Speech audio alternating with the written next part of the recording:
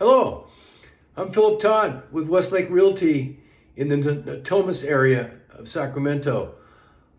Wanted to share with you as a seller, how would you place your home on the market? What are the two most important things for you to consider when you're getting ready to put your house on the market?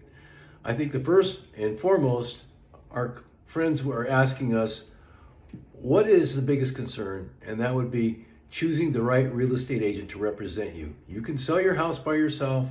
You'll probably make less money if you do it that way. It's a very rare occasion that the seller is able to reap as much cash, even after paying commissions, out of a deal that they would if they had a good realtor handling their transaction. So choosing the right real estate agent, number one.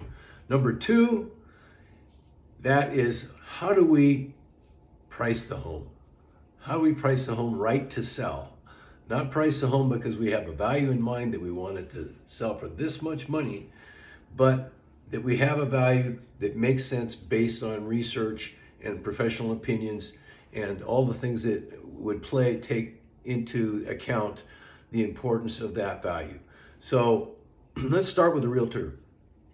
If you're looking for a real estate agent to sell your house in your neighborhood, probably the first thing you want to do is consider people who have been selling homes in that vicinity close by and look a little bit at their history, find out what kind of accomplishment they've had in the past and how their sales have gone. Have they had to reduce their prices quite a bit because they priced it too high to begin with?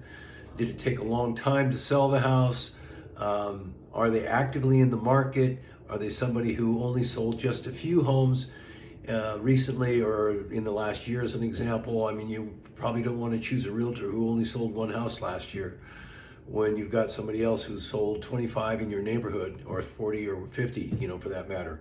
Those are the people you want to talk to because they know what's going on. They know the details of the transaction, and they're going to be the most productive for you. The interesting thing about choosing a real estate agent is that you don't pay any more for a good real estate agent than you do for a bad real estate agent or a poor real estate agent. So with that being said, I mean, based on fixed commissions, whatever that commission is, realtors are as good as the quality of their service, and the fees are just about the same.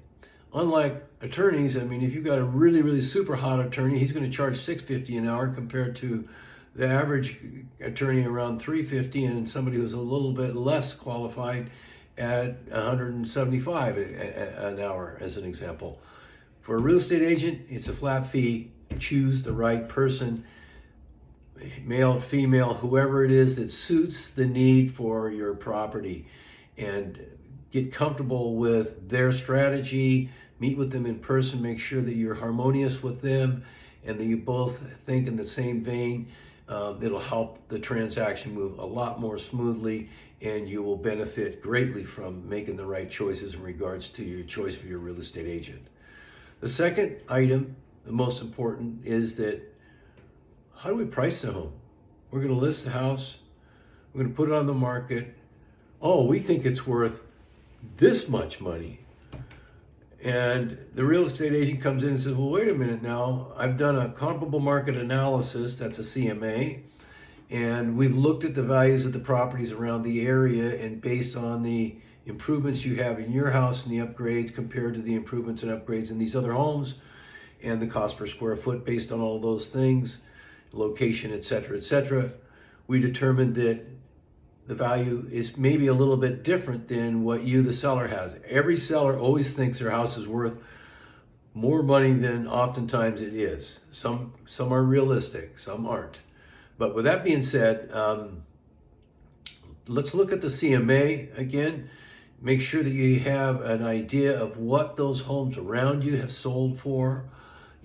Carefully analyze that and compare it to the house that you have and the upgrades and the improvements that you have. And it's a little add and subtract for the benefits and the negatives. I mean, sometimes the house needs carpet, but the carpet's not real bad, but maybe it needs to be changed, or there's multiple floor materials and people want to put in a hardwood or a vinyl of some kind.